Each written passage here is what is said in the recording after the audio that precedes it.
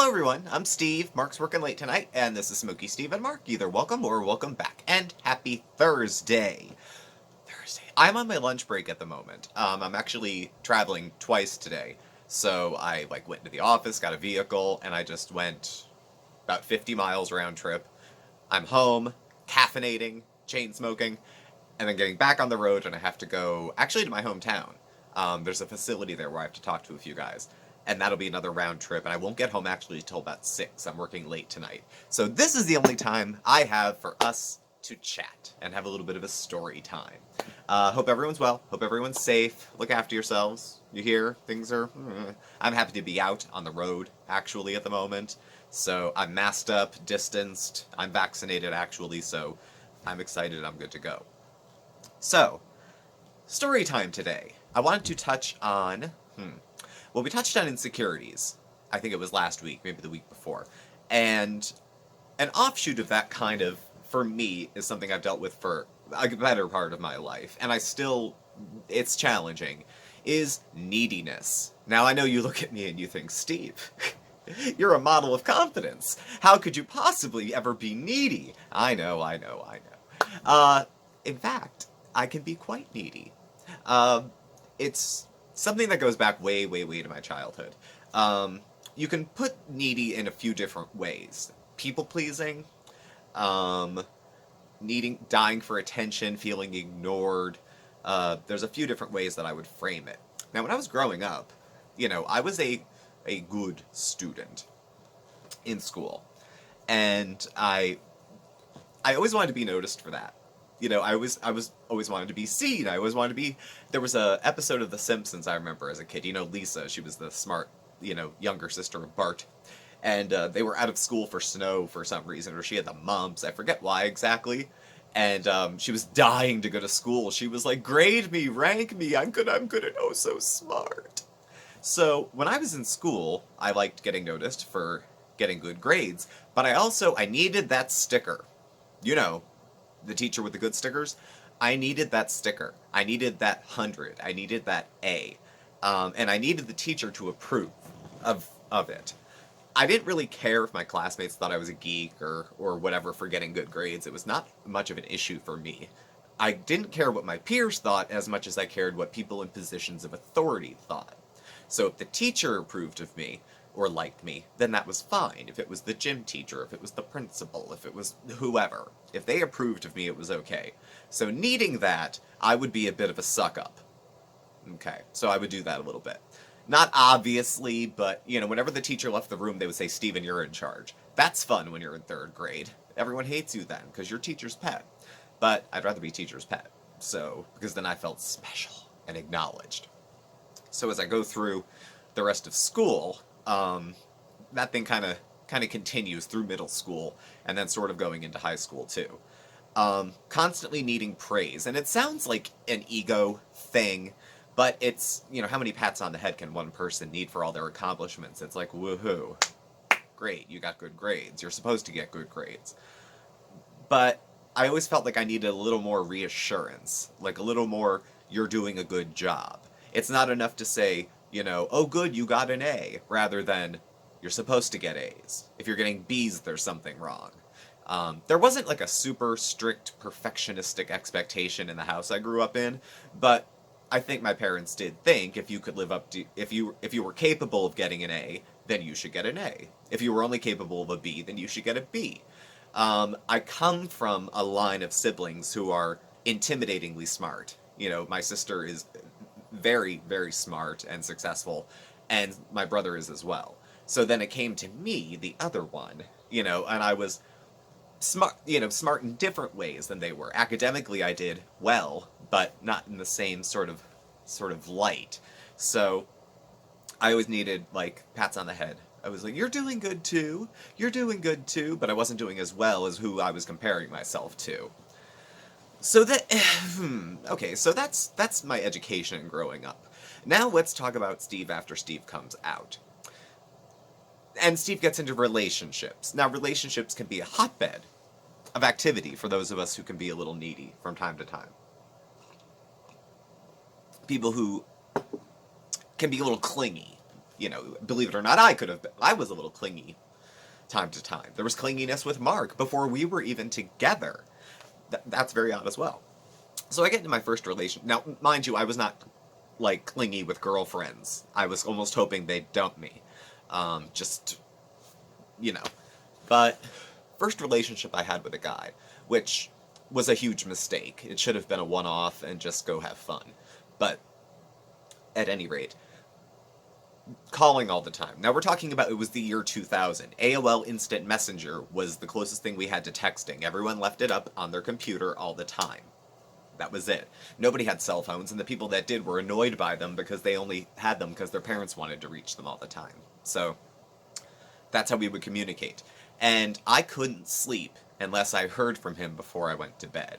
So at 4 in the frickin' morning, when I have class at 7:30, we're talking about being in college now, a freshman, my first semester, trying to do well, all of my emotional needs, all of my attention is being directed towards waiting for a message to come, because my life cannot go on until I feel special enough to hear from someone to go to sleep. So I needed that back, because I don't see myself very accurately in a lot of ways. I see flaws where there aren't any, and especially if I'm feeling a little manic, I see good qualities where they're not there. I see things about myself that I think are great that actually aren't. Figure that one out. So that relationship, of course, ended, and then I go into the next one. And then I learned a little bit about neediness from the other side of things. I dated a gentleman who I treated very poorly in terms of being faithful. It was a long-distance relationship, and I should have cut it off sooner. Live and learn. I was 20. It was almost 20 years ago. So he was very clingy, and he was very needy, and he was mood-altering off me. Like an addiction, like food or alcohol or any other substance. He was mood-altering off me. Whatever mood I was in, he was in. If I called him, he was happy. If he had to call me, he was sad because he had to reach... I didn't get it. I thought, how unattractive. Lo and behold, a couple years later, that was me. That was me in the relationship that was the last one I had before I met Mark. Mind you, there was about 8 years between that relationship and when I met Mark. Desperately needed him to like me. I just really, really needed him to like me. It was going to prove something about me. It was going to prove that, all the starving I was doing to get myself down to gay weight was working. It was proving that all the exercise was worth it, that getting through college was worth it, that scrimping and saving so I could live downtown instead of living off in the rural hinterlands of Philadelphia was worth it. And now I had the guy, and that was going to make it all perfect, too. And I was so needy, and so clingy, and so dramatic. Why didn't you call me? I needed to hear from you. I didn't need to hear from him. I could have slept 8 hours if he didn't call me. He probably went out with his friends, He actually did. Now, mind you, he cheated on me left, right, and center, and that's how we broke up. And then he kind of blamed it on me a little bit. And not that I'm not over it. It's not about forgiveness, it's about resignation, honestly. But that's a side story. That's another story for another time. But I needed him to like me, to feel whole. Him specifically, because I had grown close to him. But in actuality, when the relationship ended, there was just a void of, I need something that provides comfort, the comfort that approval would give to me, that attention would give to me. It's funny, because when I would go out to clubs and shit, I wasn't on, whoo, with my shirt off, screaming, making noise. I was very subdued. I'd usually be over in the corner, chain smoking, guzzling gin and tonics. And I would not bother with anybody. So it wasn't like I needed to be the center of attention, but I needed attention to make myself feel better, to make myself feel noticed, that it was, worth washing my clothes to go out, worth ironing, worth all of that.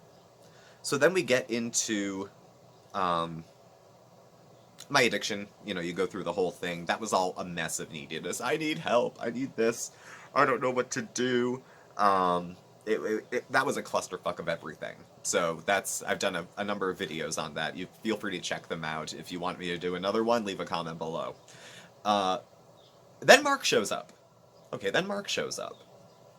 So we're talking about me being an adult at this point, having not really grown out of that need for approval primarily, or need for validation, or need for recognize me, see that I exist, acknowledge my feelings, validate me, grade me, rank me.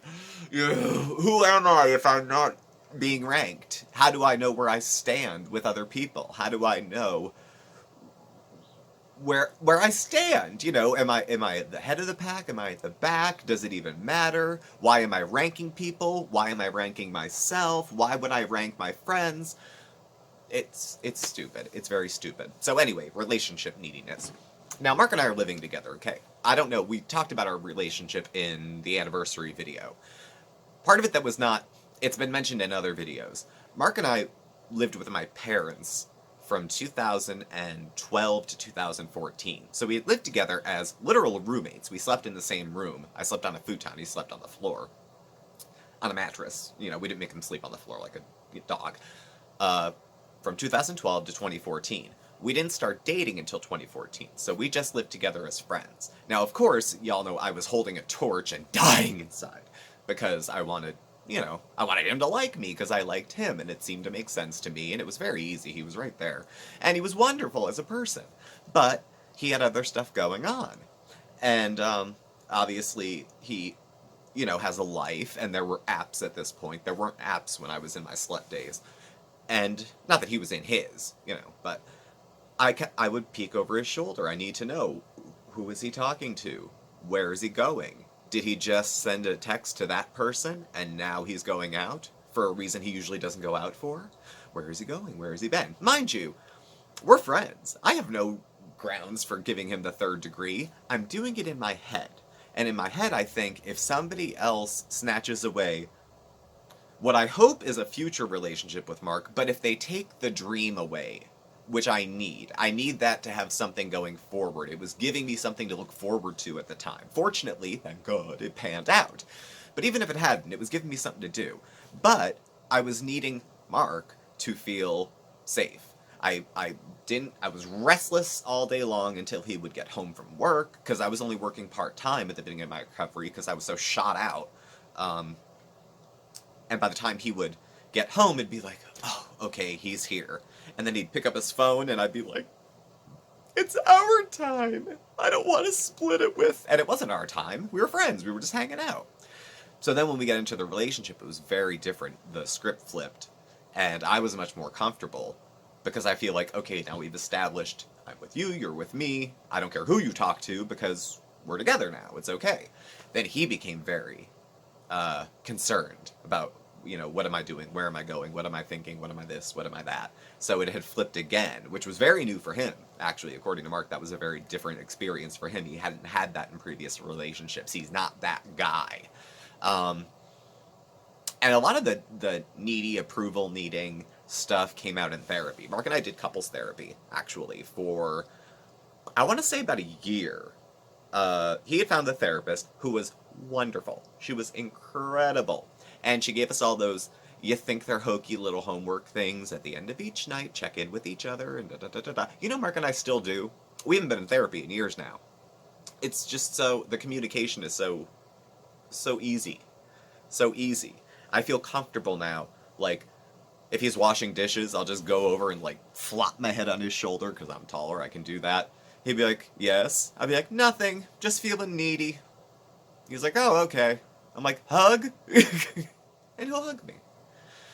I'm much more comfortable.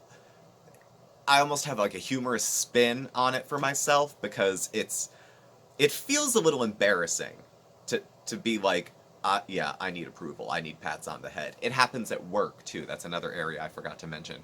Not just in my relationships, not just in my schooling. I mean, certainly in college, the schooling was the same thing. Grade me, rank me, I need to be the best in the class, and whatever. At work, sometimes I get very insecure about the quality of the work I'm doing. I get good feedback saying you're doing great. I, of course, dismiss it and think that they're pandering to me because I'm one of the peer specialists, and they don't expect much because I don't have a human services background. And I've basically diminished. I've asked for feedback, got good feedback, and decided it's not deserved. it's maybe more therapy would be helpful. But calling my boss, sending my boss an email saying, hey, I got this done, and I get one back that says good job, and I feel good. And then, like, today I sent an email at like 9:30 in the morning, and I haven't heard back yet, and I have 5-10 minutes left on my lunch break. I haven't heard back yet, so I'm like, did I do something wrong? Are they all not responding to my emails because we're having a conference call at the end of the day about me being fired? Is she not working today and I'm bothering her at home? Like, I don't know what's... And I've written and all it was I just wanted, like... And it feels like an unnecessary amount of pats on the head, an unnecessary amount of approval. I'm still learning to validate myself that what I do in my work, in my relationships, is good enough. Compliments are wonderful, critique is good, all that kind of stuff. But being able to receive criticism, too. Oddly enough, I can take criticism not too bad. I do get a little indignant and superior when I feel pushed into a corner. So it's really confusing to people, because I need reassurance, and then I get it and I dismiss it, and then it turns into a discussion and I get, like, rude. It's very odd. It's very, very odd. But again, it's kind of a work in progress. So what do I do today to try to cope with that? Like I said, head on the shoulder. Mark's a good source of it. But Mark can't be the only thing, because then I'm still mood-altering off him. I found myself doing that in the last few weeks. Thursdays are a long day for me. Today I'm traveling. I deliberately booked myself today to be on the road, because Thursdays are a very long day. Mark works all day. But then I'm home alone all day if I'm working from home. It's a long time to be by myself. But people are by themselves a lot. And I wanted to kind of feel like, I miss Mark when he's at work, but I can't, like, just putz around the house and try to get work done and feel scattered when he's not here. It feels safer when he's here. You know what I mean? It feels like if something happens, especially when I'm not well, it feels like if something happens, there's an adult in the room or something.